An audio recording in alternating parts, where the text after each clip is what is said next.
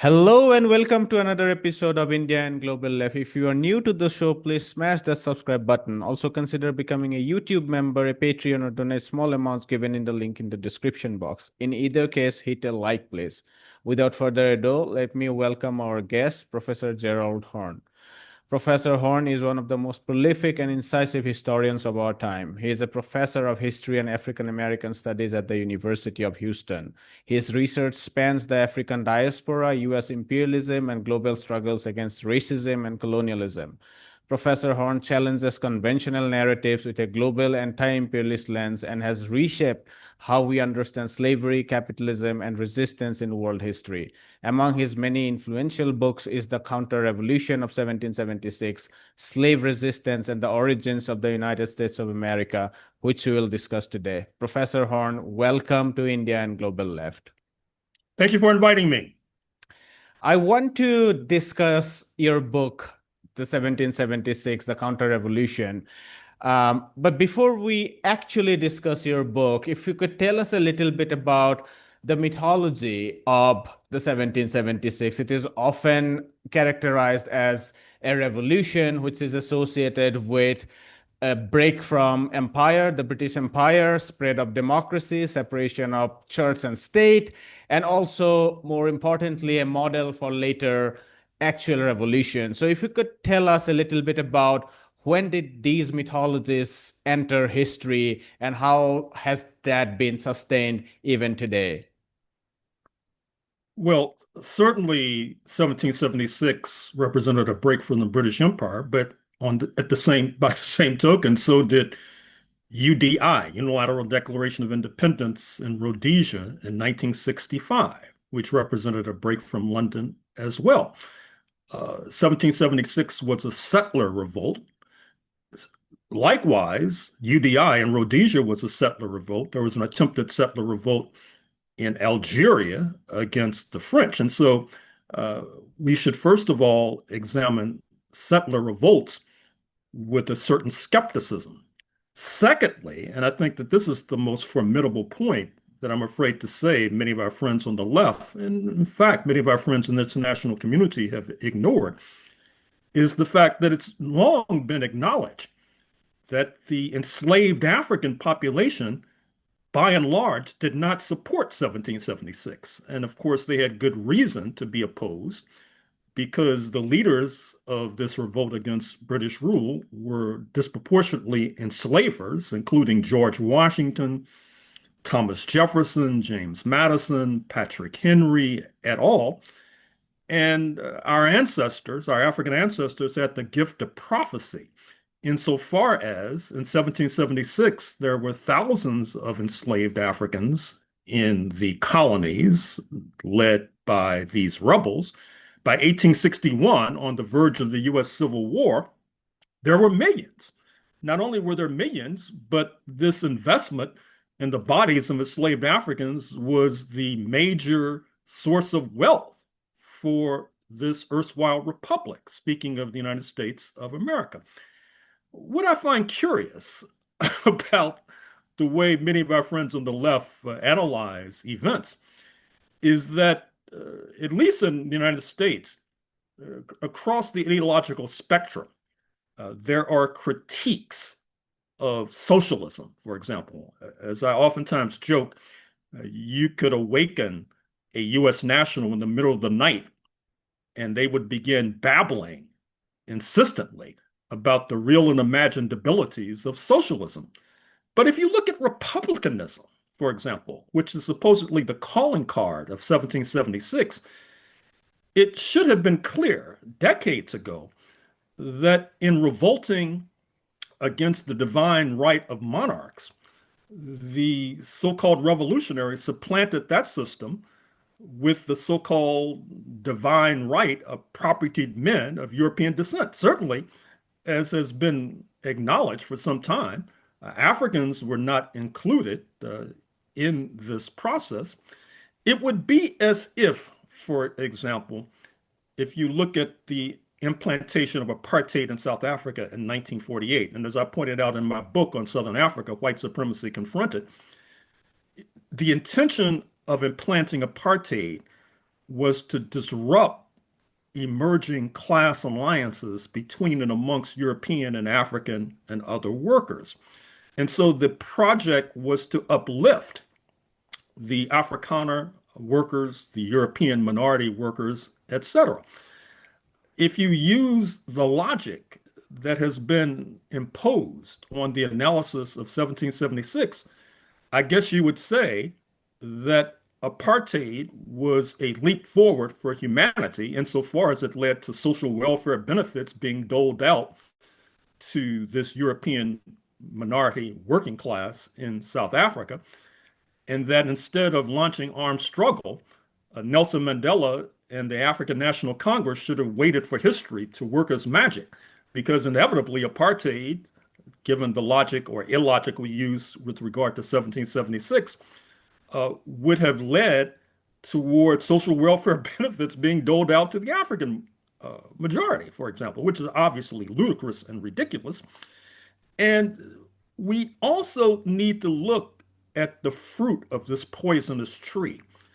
That is to say, as we speak in the United States of America, you have many sober voices from the ruling class to the working class mulling the possibility of an emerging fascism in the United States of America.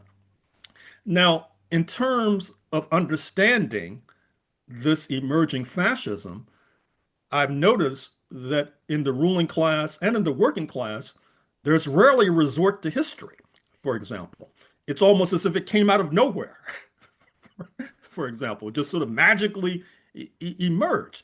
However, you should know that there is a discernible trend in Black intellectual circles that sees this emerging fascism as flowing inexorably from the mass enslavement of Africans, from the genocide against the indigenous population, from the dispossession of the population of Mexican ancestry in the U.S. Southwest, etc. And I should also say that fortunately, there have been trends, intellectual trends, particularly amongst Black intellectuals. I'm speaking of the late Tyler Stovall in his book White Freedom, the late Charles Mills of Jamaican and Canadian ancestry in his writings on the racial contract. I'm thinking of the paramount Black intellectual Ishmael Reed of the San Francisco Bay Area and his spoof and send up of the wildly lucrative Broadway show about founding father Alexander Hamilton. Ishmael Reed, of course, has questioned the premises of that program, of that extravaganza funded by Disney, the multinational corporation, and celebrated by Barack Obama and Dick Cheney, amongst others.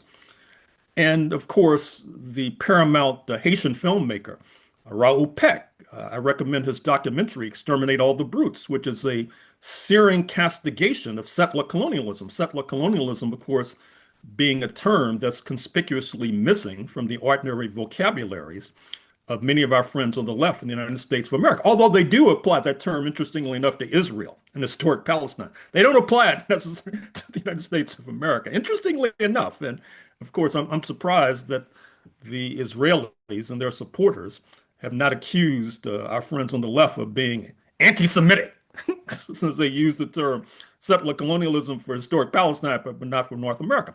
But increasingly, Native American scholars as well have been questioning 1776. I'm speaking, for example, of Roxanne Dunbar Ortiz, also of the San Francisco Bay Area, and likewise Ned Blackhawk of Yale University, in his book, The Rediscovery of America, points out a fact that has been overlooked and overshadowed by many of our friends on the left, which is that 1776 not only represented a revolt against incipient emergent British abolitionism. Recall Somerset's case in 1772 in London, which seemed to suggest that London was moving away from enslavement, mass enslavement. Of course, London had a particular problem because it had this sprawling empire, not necessarily a substantial domestic population. And so it was increasingly reliant upon black soldiers in particular, and it was seen as being contradictory to be relying on black soldiers on the one hand and then enslaving black people on the other hand. Ned Blackhawk and other Native American scholars have been pointing out that London also had been tiring of expending blood and treasure fighting Native Americans to take their land so that land speculators like George Washington could profit, for example. And if you look at my book, which will be published in a few days, entitled The Capital of Slavery, Washington, D.C., 1800 to 1865, one of the things you may notice is that I quote from the last will and testament of George Washington. He may have been the most held more title to land than any other person on planet Earth, including the King of England, by the way. And speaking of that book, The Capital of Slavery, I should also point out that despite the fact that Washington, D.C. was supposedly the headquarters of this liberty espousing republic, it was a city heavily dependent upon enslaved African labor. That's one of the reasons why today Washington, D.C. still has a black majority, for example, interestingly enough, which is compromising the move towards fascism, by the way. And during the War of 1812, when the United States tried to seize Canada, which is again in the news under Mr. Trump, the Redcoats invaded, that is to say, the British invaded Washington, D.C., were joined by the enslaved Africans in burning down Washington, D.C., and then the black people joining the Redcoats in this war against the Republicans, then fled on British boats to Trinidad and Tobago, where their descendants continued to reside. And this was an example during the entire history of the United States of America, where the black population found it necessary to ally with real or imagined enemies of the United States of America, be they British Redcoats, be they Native Americans, for example. Look at the history of Florida, where you saw alliances between black people and the indigenous population, be it in the 20th century, alliances with the Soviet Union, the socialist camp, emerging nations of African liberation, for example. And what's curious about the United States today, to come back to the present, are the resonances between discourses on the right that are mirrored on the left. I mean, for example, as you probably know, in the United States of America, the right wing has this holy crusade against what they call diversity, equity, and inclusion. That is to say, the attempts to include any besides men of European descent in various positions. Interestingly enough, the left wing has a mirror to that misbegotten process. I was listening to some left-wing podcasters the other day, and they were using the term identitarians to label any black person who is appointed to a high-level position, for example, in the Democratic Party administration, despite the fact that the Democratic Party is heavily dependent upon black votes, but I guess we're not supposed to get positions, for example. In fact, if you look at this other misbegotten term, identity politics, which is oftentimes used to mislabel black people in particular who rise to high positions. This is a process of identity politics. But I've never heard any person on the U.S. left apply the label identity politics to Israel. And here you have this country based upon an exclusivist ethno-religious identity, a political project based on an exclusivist ethno-religious identity, but the term identity politics does not apply. I mean, this is one of the many reasons why the leftists is in such trouble in this country, why we're staring down the barrel of fascism, and why we need a total reimagining of our past if we are to move forward. I wish I could follow up on some of the more contemporary things that you said, but since I plan to discuss the book, I guess I should go back probably slightly less than 100 years before 1776, because as you said that history is not often discussed, and I want to discuss that history. And reading your book, I realized that one can't understand 1776 if one begins in the 1770s. One has to go back, as you said, in at least to the Glorious Revolution. So if you could talk about the shift in the slave trade, as I understand, there was a deregulation which increased the flow of enslaved people from Africa into the Americas, and it continues until the moment of 1776, which we'll eventually discuss. And then the second point is the a shift of the importance of the Caribbean islands, not immediately, but a gradual shift of the importance of the Caribbean islands, primarily because of the demographic problem, as it is called in the case of Palestine, to for many settlers to see that that their luck is probably more secured in the colonies on the eastern coast. So if you could tell us these two trends that was emerging at the late 17th century, but went into the 18th century. Well, certainly it is perceptive to suggest that you cannot understand 1776 without understanding the Glorious Revolution, so-called, in today's British Isles of 1688. I should also point out, before I launch into an exposition of that point, that since the book on 1776, I published synthetic accounts of the 16th century and the run up to 1688. Because I think part of the problem with regard to 1776 and many of our analysts of that historic moment is that they begin the story, for example, perhaps in 1750, which is akin to coming into a movie uh, midway through and assuming that you understood everything that happened before you entered the theater, which is obviously ridiculous.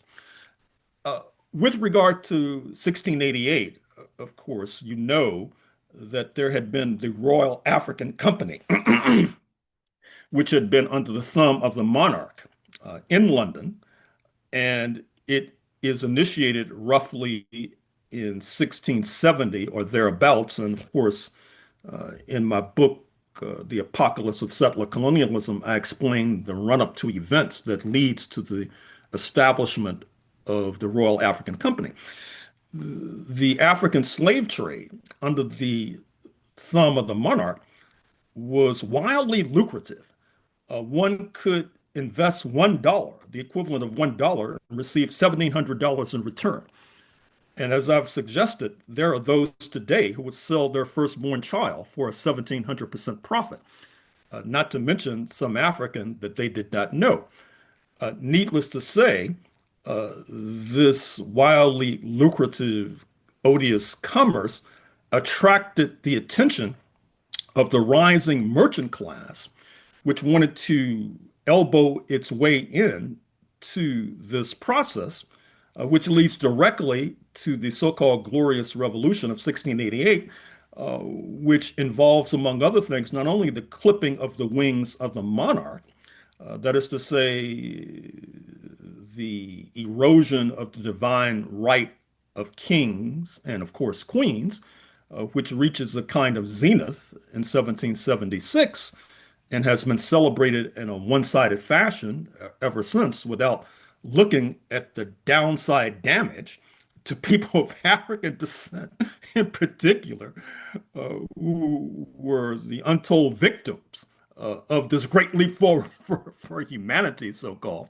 And so with the Glorious Revolution, so-called, you see the reduction of the power of the monarch, but you also see what I call the deregulation of the African slave trade. That is to say, the merchants are able to enter this business, which they do with zeal and energy, to the point where the merchants are outfitting ships to descend upon the west coast of Africa in particular, manacling and handcuffing every African in sight, dragging them kicking and screaming across the Atlantic to work in sugar fields in particular, but not sugar fields exclusively. Sugar has the reputation then of being a kind of miracle drug. That is to say, not only used to sweeten your tea and coffee, but also seen as some sort of drug, so to speak, that would be useful for various maladies, for example.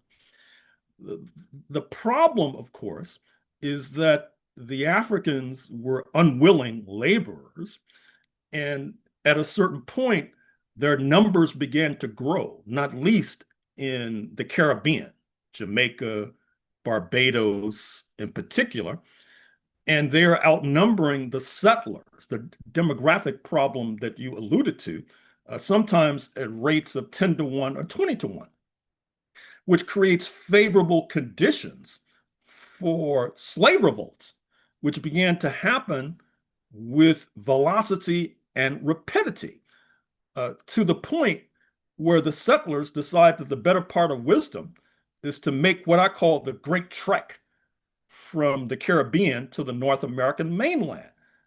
Just as a footnote, my invocation of the term Great Trek is a signal to historians of Southern Africa to pay attention because, of course, after Britain abolishes slavery in the 1830s, decades before the United States, of course, which does so in the 1860s as a result of the bloodletting known as the U.S. Civil War.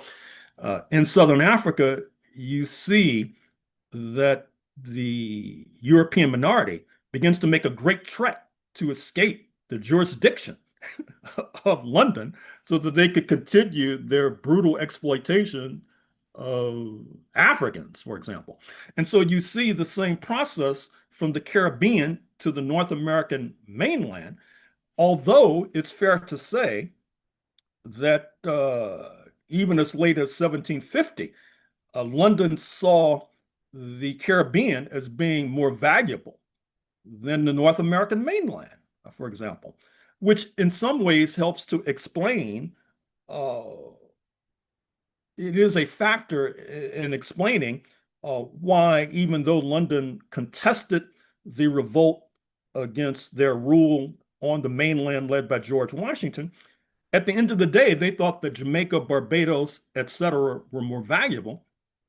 And in any case, what was happening on the North American mainland was that they too were seeking to expand slavery, which predictably leads to slave revolts. New York City, 1712, South Carolina, 1739, with Stono's revolt, perhaps the bloodiest revolt of the enslaved under the Union Jack historically. Once again in New York in 1741. With regard to the slave revolts, you see that the enslaved, as has been their pattern, were aligning with the antagonists of the settlers. Stono's revolt, for example, you see that the Spanish, who occupied Florida from about 1565 up until about 1820, the Spanish come across the border from Spanish Florida to stir up the Africans in South Carolina, for example. Likewise, you see that with regard to these revolts of the enslaved in New York City, 1712 and 1741, you have assistance to the enslaved from Quebec, for example. And that leads to this so-called 7 Years' War, once called the French and Indian War. That is to say, when London seeks to do a favor to the settlers by squashing the French in what is now Canada, and also clipping the wings of the Spanish in Florida. They largely succeed in this effort. And once again, a footnote, it's left to this very day a national question in Canada where you have a restive French-speaking population in Quebec, which intermittently has sought to secede from Canada. In any case, after doing this favor for the settlers, understandably, London wants to raise taxes against the settlers. And this is where the traditional story begins. That is to say, the settlers, just like these billionaires and plutocrats today, they don't like to pay taxes, for example. I think that that's an inevitable result of having a slave system.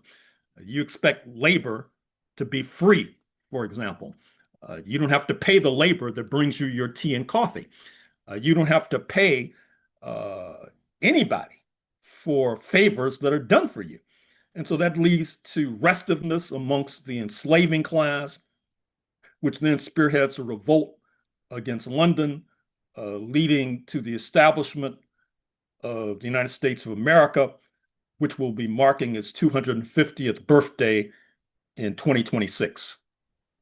Well, we'll come back to that revolt itself, but if you could tell us a little bit more about the Catholic crowns, basically, the Spanish and the French, and how the enslaved people were able to be part of their empire, not just as enslaved, but also gradually as sailors and soldiers, particularly. As I understood reading from your book, the Spanish and the French were not necessarily driven by the ideas of abolitionism as we will understand today, or what came later, but they were, as I understand, and correct me if I'm wrong, they were primarily driven by strategic interests to fight the British. And based on the demographic that they had, they thought it might be easier to fight the British if they would enlist the formerly enslaved people. So if you could tell us a little bit about why did the Spanish and the French, why were they more receptive to include the formerly enslaved Africans and into their fighting troops, and eventually grant them more freedom, which the Protestants and the settlers in North America vehemently resisted. That would be great. Well, since I published that book on 1776, as noted, I published two synthetic accounts of both the 16th century and the 17th century. To answer your question, you should explore more minutely my 16th century book, which is a post 1492 book. And in many ways, it's also a pre 1492 book in the sense that in order to explain the title, the dawning of the apocalypse, the roots of slavery, white supremacy, and settler colonialism in the 16th century, uh, you have to understand in some ways the fact that Spain and Portugal had a first mover's advantage. These are predominantly Catholic countries to this very day. Insofar as the Spanish, in the midst in 1492 of expelling the Muslim population, for example, finally, and after 700 to 800 years of predominantly Islamic rule on the Iberian Peninsula, in the process of accelerating the Inquisition, that is to say, the bedeviling of those who were not Catholic, particularly the Jewish minority, who oftentimes were forced into the indelicate choice of either converting to Catholicism or being tortured or dying. Hence, when Columbus sails the ocean blue in 1492, there is some evidence to suggest that there were Jewish migrants accompanying him because they were seeking to flee the Inquisition. In any case, that gives the Spanish, the Iberians, a first mover's advantage in terms of routing the indigenous of the Caribbean in particular, of what is now the Dominican Republic, of what used to be called Hispaniola, the island that is now occupied by the Dominican Republic and Haiti. But alas, what happens in 1517 is the secession from the Vatican, spearheaded by Martin Luther. That is to say, the so called Protestant Reformation. I go into some detail about that in my 16th century book, so I won't rehearse those details here. But it suffices to say that as early as the 1530s, Protestantism had swept through London, for example. Now, of course, as I point out, it gives the monarchs an excuse to expropriate the property of the Catholics in what is now the British Isles. But that's another story for another day. In any case, this unleashes a round robin of religious wars between the Protestants and the Catholics. The problem for the Protestants is that they are gravely outnumbered, which leads to improvisational maneuvers on their part. First of all, in what is now the British Isles, where they seek concord with those with whom they had been warring. What I mean by that is the English begin to offer an olive branch to a degree once they cross the Atlantic to the newly minted colonies of North America. They're rebranded as, quote, white, unquote, as opposed to English, Irish, Welsh, Scots, etc. They have this new identity politics. Once again, this term, I mean, I find it very curious that many of our Euro-American friends on the left, they use the term identity politics to label or mislabel any Black expression, but they don't use it for whiteness, which is the original identity politics, which then in turn leads to white supremacy, which in turn is this class collaborationist identity. I don't think you can begin to understand Trumpism in 2025 and the 77 million votes he received in November 2024 without understanding class collaboration. That is to say, he has a substantial Euro-American working class and middle class base. The origins of settler colonialism in North America also, it is a class collaborationist project. If you look at the settlers who descend upon what they call North Carolina in the 1580s, of course, that settlement eventually is overrun.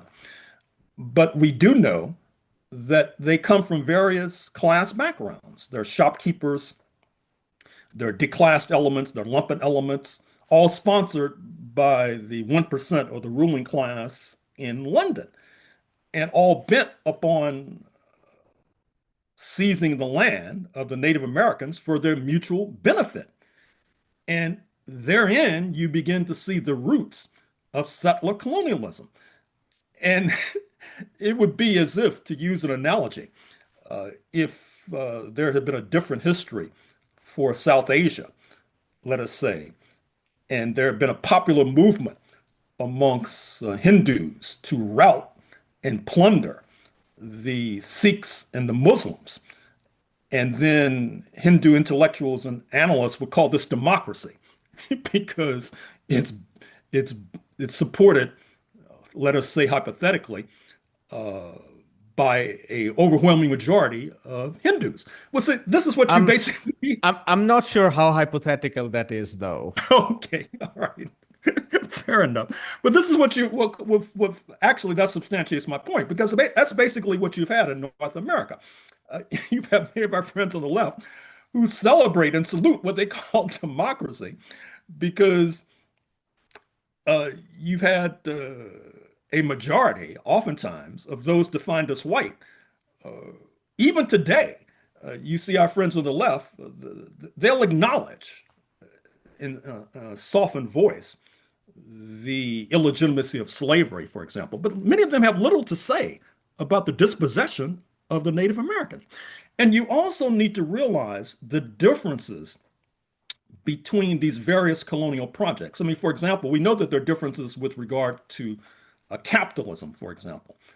In Canada, for example, which is a capitalist country, actually, I'm speaking to you from British Columbia right now as we speak.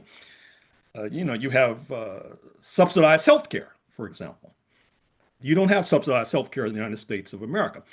Likewise, in this part of North America on the Pacific coast, for the longest time, you had extractive colonialism.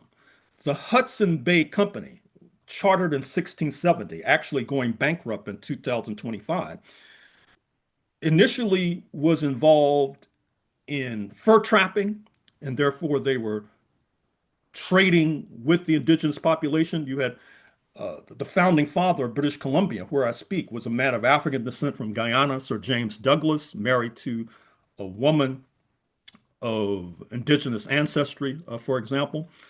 And then, of course, the extractive colonialism moved towards lumber and minerals, etc.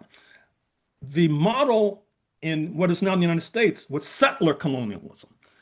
That is to say, an invasion of various elements from Europe, of various class backgrounds, bent upon uprooting the indigenous population, liquidating them, and then establishing these various political jurisdictions. And interestingly enough, in a book I'll probably publish in 2027, a comparative analysis of colonialism on both sides of this US-Canada border, I point out that in the 1850s, you had gold discovered in what is now British Columbia. And therefore, you had a rush of settlers from the United States into this territory.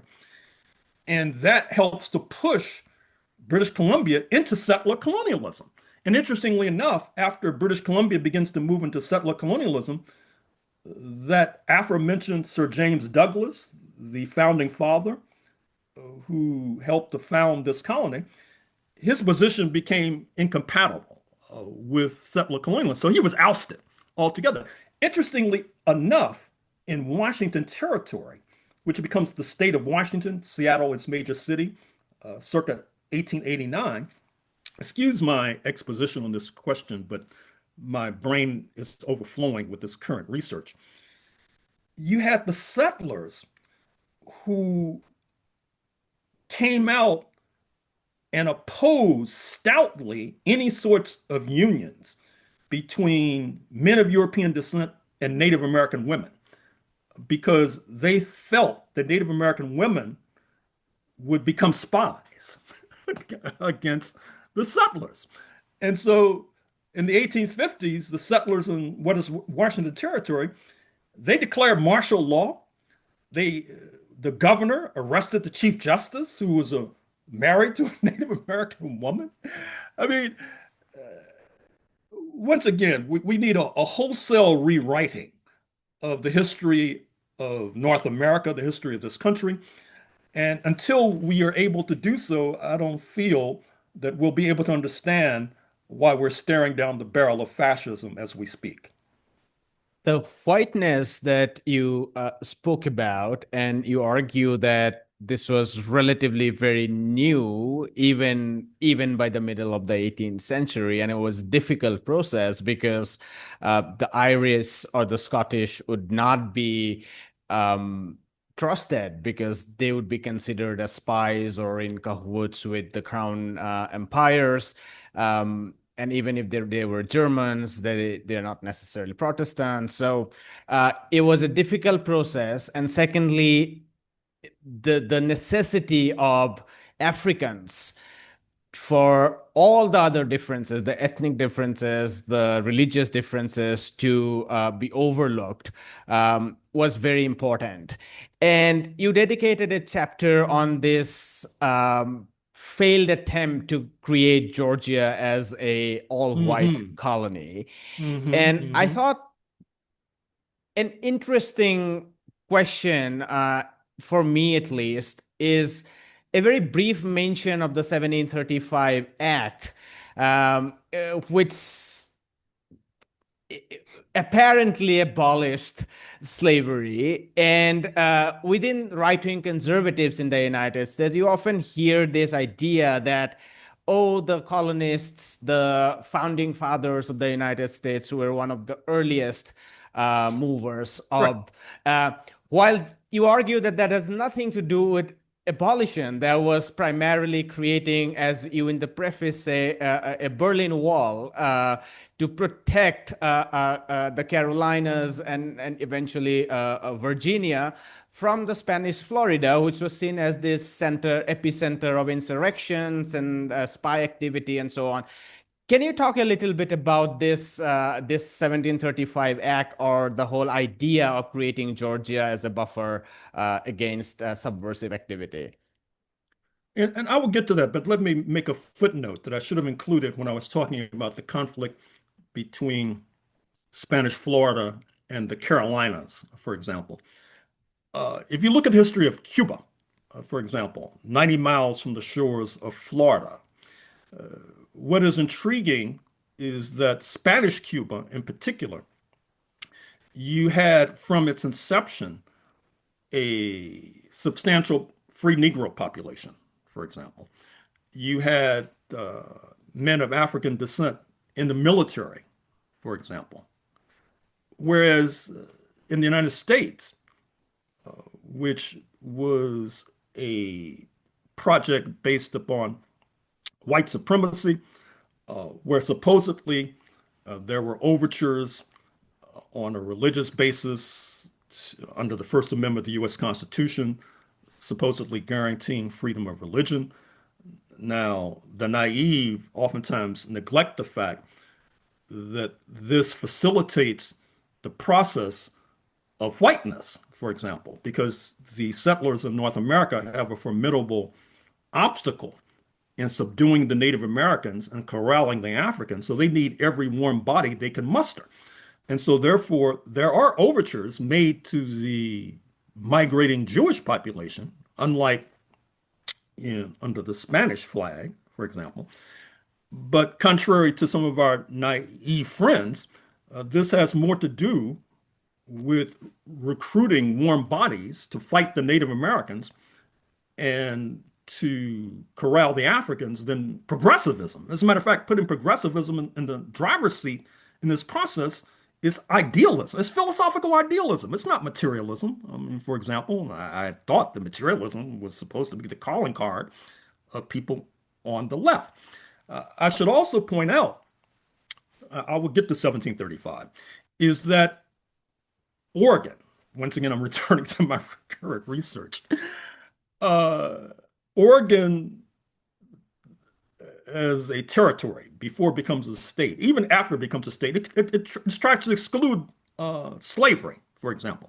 And once again, the naive say, they're abolitionists. No, they're trying to exclude free Negroes too. Why? Because they think that the black people will align with the Native Americans against the settlers. So they don't want them around altogether.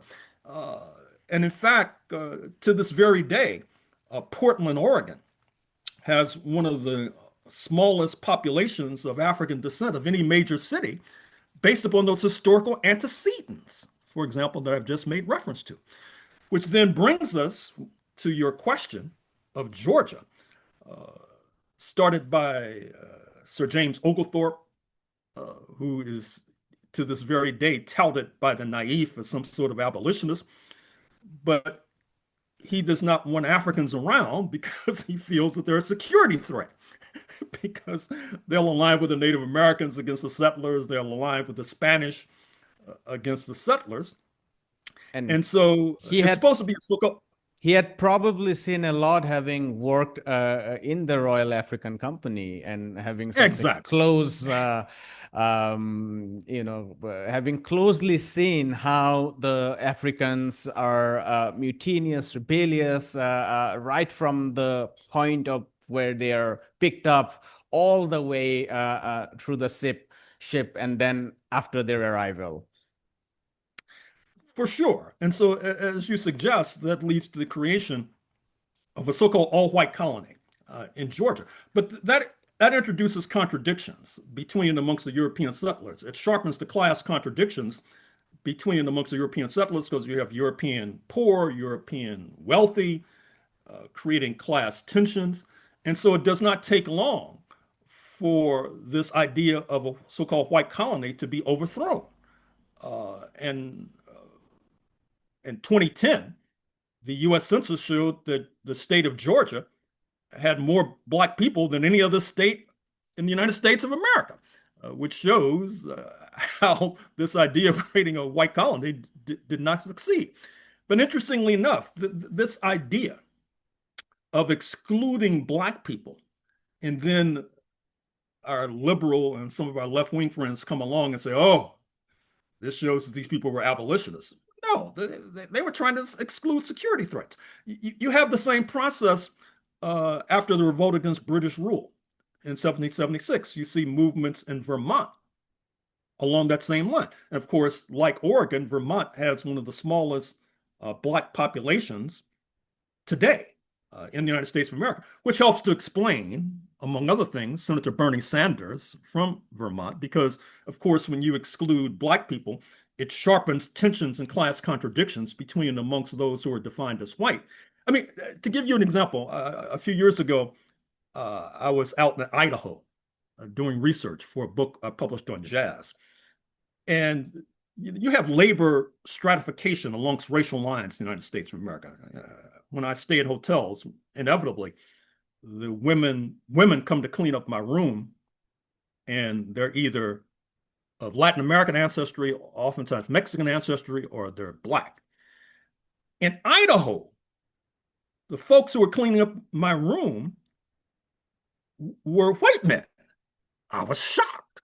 But this is what happens when you don't have the, and of course, many of these men, they would seek to bar under this anti-immigrant ethos of people from Latin America from moving into their state, not realizing that the way the United States is structured today, that if folks from Latin America were to come into their state, they'd get a boost on the class ladder. They could become a middle manager, for example, as opposed to the equivalent of a maid cleaning up hotel rooms, for example. And so, because of a monumental and abysmal failure to understand history, to understand where race and class intersect, particularly with gender, you see a total misreading of this political landscape, which then, once again, lays the foundation for an emerging fascism.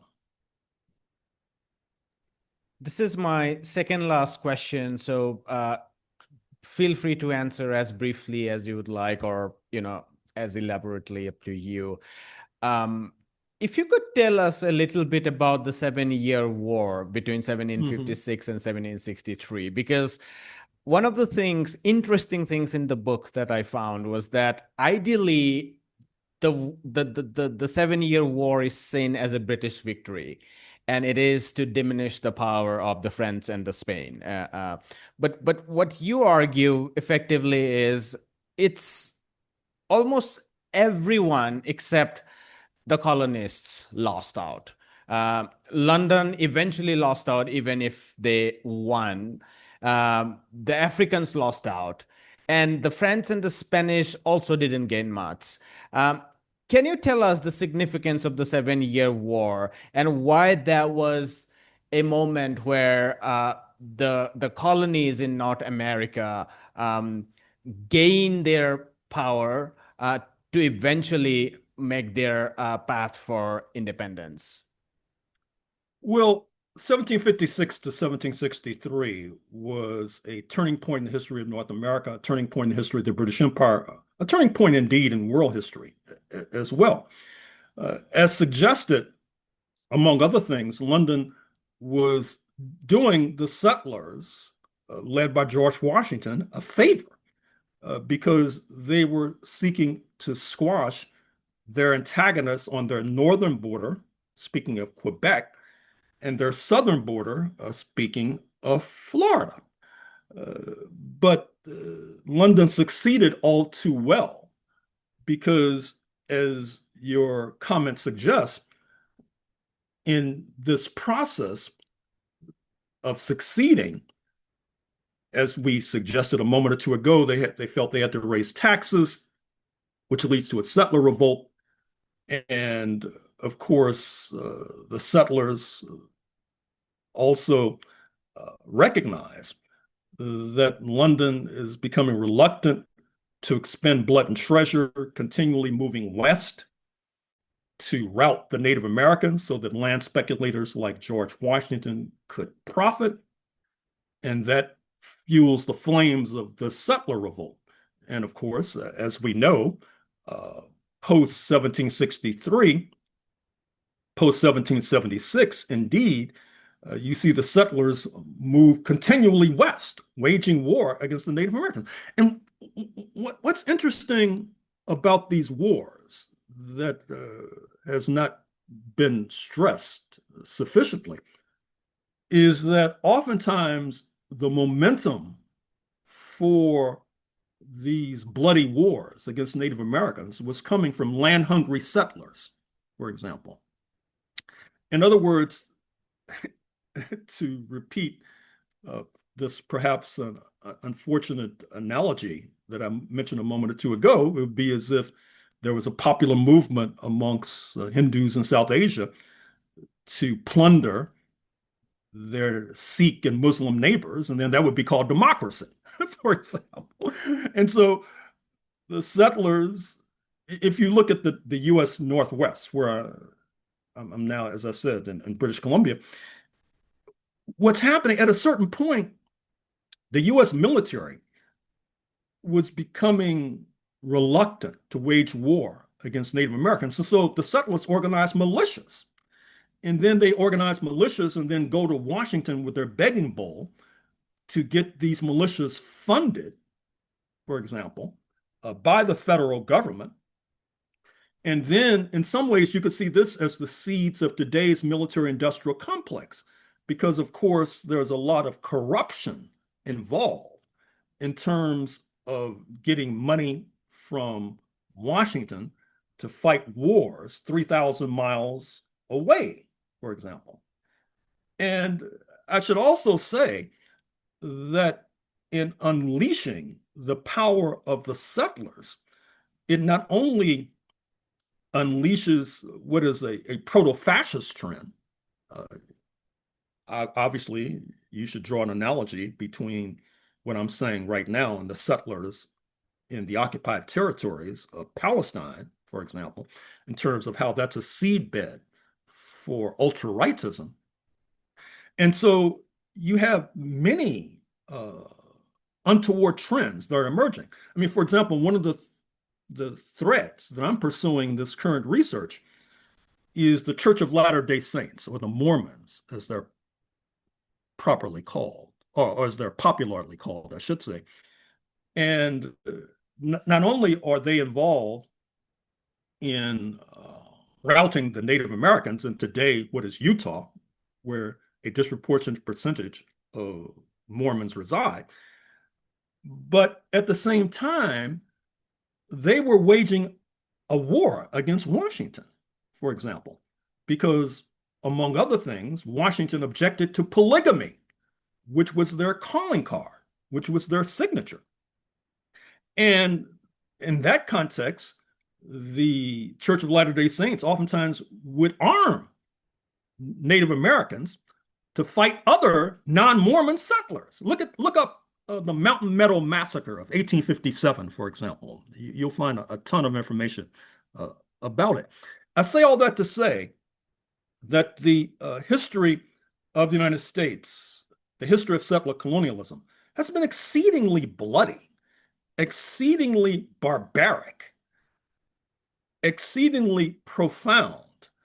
And I'm not sure if even many of our friends on the left have a handle and have a grasp of what they're confronting, which is one of the reasons why they seem oftentimes so befuddled and bamboozled about, for example, the election of Donald J. Trump with 77 million voters in November 2024, the rise of proto-fascism, the attack on science, which is driving U.S. scientists into Western Europe, in fact, into China as we speak, the attack on museums, the attack on law firms, the attack on the mass media, for example, with a seemingly unshakable base comprised of settler descendants. But since, once again, the notion of settler colonialism is not conceptualized generally, there is a seeming inability to understand the descendants of settlers today. If you could end up this conversation by commenting briefly on the two grand moments, the final moments of the theater, if you like, the 1772 Somerset case, and also the 1775 decree of Lord Dunmore in Virginia, where he, as I understood, coming from competitive pressures to defend the empire, he decided to use free he decided to use Africans to arm them to protect the empire, and how that was unacceptable to the colonists, and how that led to the revolt of the colonists against London, which many of us have read as the American Revolution, but which you have argued as a counter-revolution. A counter-revolution because it was driven in no small measure by the attempt to combat emerging abolitionism in London and by an attempt to overthrow the decree from London suggesting that the settlers should not continually move west, fighting Native Americans at London's expense. I should also point out to your audience the cinematic representations of what I've been talking about. First of all, there's a multi-part series called The Book of Negroes, co-produced by South African Broadcasting and Canadian Broadcasting, which presents a view of the late 18th century in North America and revolt against British rule, leading to the formation of the United States, that's congruent and consistent with what I'm speaking about today. Likewise, there's a movie called Belle, Belle, starring the British South African actor Gugu Mbatha-Raw, which talks about Lord Mansfield and the run-up to Somerset's case, for example, once again presenting a view of these tumultuous events of the late 18th century that's incongruent with what many of our friends on the left in the United States think, but is representative of this emerging trend, as noted, represented in the works of many Black intellectuals, whose names I will not repeat here, who are seeking to recount and retell this complex history.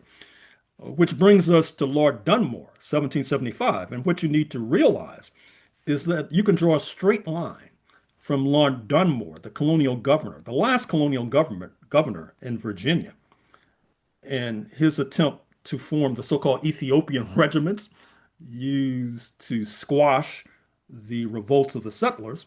You can draw a straight line from 1775 to 1863 in the so-called Emancipation Proclamation by the government of Abraham Lincoln, because up to the Emancipation Proclamation, the slave owners were seemingly prevailing in the Civil War against the Lincoln government.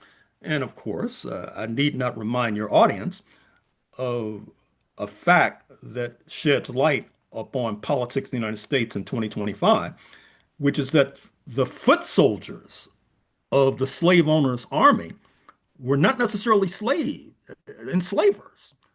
They were poor men of European descent who were fighting to preserve a system of slavery, which meant that they would have to compete against slave labor, which would drive down their wages and working conditions. But they thought that it was in their interest to do so. And if you understand that, you can understand November 2024, for example. In any case, the Emancipation Proclamation, among other things, allowed the Lincoln government to recruit 200,000 Black men into the ranks of the U.S. military, and that turned the tide against the Confederate States of America. And at the same time, it outraged and incensed many defined as white in the South because they thought that was akin to a war crime, for example, when you arm black men. This is, once again, one of the differences between Spanish Cuba, for example, where historically you'd had arming of black men, and heavily Protestant dominated North America, the North American mainland, where that was considered to be against the grain. And interestingly enough, of course, after the U.S. Civil War is concluded, you have the abolition of slavery altogether, where you had the expropriation of private property by the government in the bodies of enslaved Africans, which drives many Euro-American families into poverty. It says you it sounds like you might have switched to a different language. I hope so. I hope not. In any case, No. which of course leads to the rise of terrorism, the Ku Klux Klan, terrorist groups, etc. And it also helps to explain the ferocious anti-communism of the United States of America, because socialism was thought also to represent the compensated expropriation of private property, which was a turning point in the history of the United States, a turning point in the history of the politics of the United States. Now, of course, Lord Dunmore does not succeed in 1775 in squashing the revolt by organizing the Ethiopian regiments, but he does succeed in driving many settlers into the camp of the rebels led by the enslavers, led by George Washington. And that helps to swell the ranks of George Washington's military, which in turn helps to turn the tide against the British Empire. Although I should also mention that the rebels led by George Washington probably would not have succeeded except for payback by France. Recall it's the pivotal Battle of Yorktown, which in many ways is the culminating battle of the so-called Revolutionary War, that you had significant numbers of French troops there. In fact, you had significant numbers of African troops from what is now Haiti coming to the North American mainland to fight on behalf of George Washington and company. And just to continue the story, France, in fact, goes into debt to support the rebels in North America, which then unleashes unrest in France itself, leading to the French Revolution of 1789, which then a ricochet of trying to compensate for this debt burden is increasing exploitation in the Caribbean, leading to the Haitian Revolution of 1791 to 1804, which leads to a general crisis of the entire slave system that can only be resolved with its collapse, which then edges London to move towards the abolition of the odious commerce of enslaved Africans by 1807, abolition of slavery itself by 1833. And so this has been the subject of a number of books that I've written, which I would wholly and heartily recommend to your audience. We'll leave it there, Professor Horne. This was a fascinating conversation, and thank you so much. And I hope this is the beginning of discussing more of your work. And yes, thank you so much. Thank you for inviting me. All right. Hi, my name is Ayushman. I, along with Jyotisman, have started this platform. In the last 2 years, we have tried to build content for the left and progressive forces. We have interviewed economists, historians, political commentators, and activists so far. If you have liked our content so far and want us to build an archive for the left, I have two requests for you. Please do consider donating for the cause. Link is in the description below. Also, if you are not able to do so, don't feel sad. You can always like our videos and share our videos to your comrades. Finally, don't forget to hit the subscribe button.